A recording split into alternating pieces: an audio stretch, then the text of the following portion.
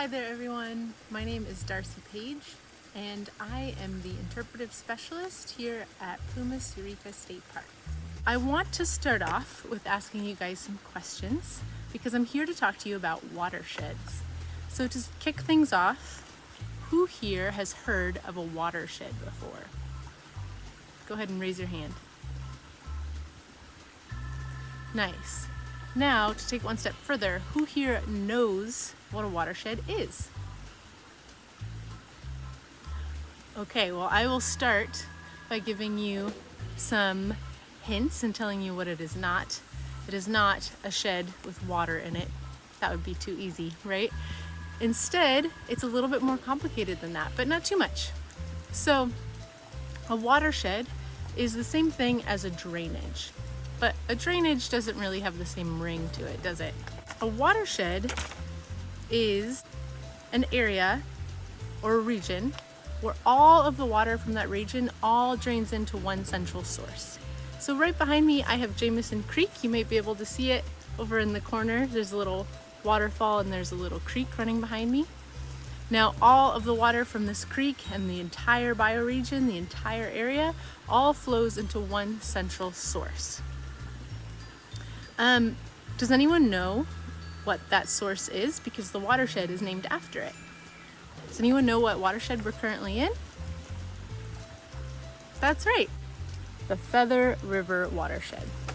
Now, this is a really special watershed and a really special river for a lot of different reasons. One of them is that it is the largest watershed in the entire Sierra Nevada. And that means it provides water for much of the entire state of California. Since the 1960s, this region has provided water to Central and Southern California, and it's the main source of water for the California Water Project. Does anyone know what the California Water Project is? That's right, it's a huge water project that diverts water from this region and Northern California and shoots it down to provide drinking water for more than 23 million people. And that's primarily in cities like San Francisco and LA. So pretty remarkable. Without this watershed, the state of California would be very dry and very thirsty. So thankfully, because we have so much precipitation here in the form of snow and rain, but primarily our snowpack, we're able to provide water for much of the state.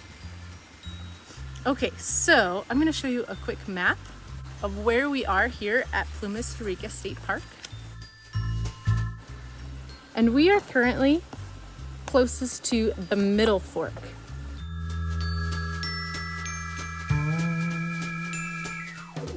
The middle fork of the Feather River. Now the Feather River has all these different forks. A North Fork, if you're currently living in Quincy, you're closer to the North Fork. Or if your school or your home is in Portola, then you are near us at the Middle Fork. And the water is going to drain all the way down into Lake Oroville. And then it's going to continue along the Feather River all the way down to the Sacramento River. And then eventually, all the way out to the Delta and the Pacific Ocean. So all of those areas are connected through this watershed, sending our fresh, clean drinking water all the way through that region out to the Pacific Ocean, where it eventually will evaporate and become condensation in the form of clouds, and then it'll snow or rain again, starting that water cycle all over again. So there are many, many ways that you can help keep our watershed healthy. One way is through conservation, so not wasting clean water, but using it intelligently, especially when we are in times of drought like we are this year. Keeping our water unpolluted and clean by never dumping toxic or unclean water into your local creeks and rivers like this one. And hopefully by visiting our beautiful Plumas Eureka State Park yourself, then you can experience firsthand how special and unique this place really is. Hopefully by understanding these systems a little bit better, we can all be inspired to take better care of it. So thank you all for joining me, hopping on here today to talk a little bit about watersheds and I hope that we all learned something new and we can continue to take care of these really, really beautiful and important places. Thank you so much. Bye.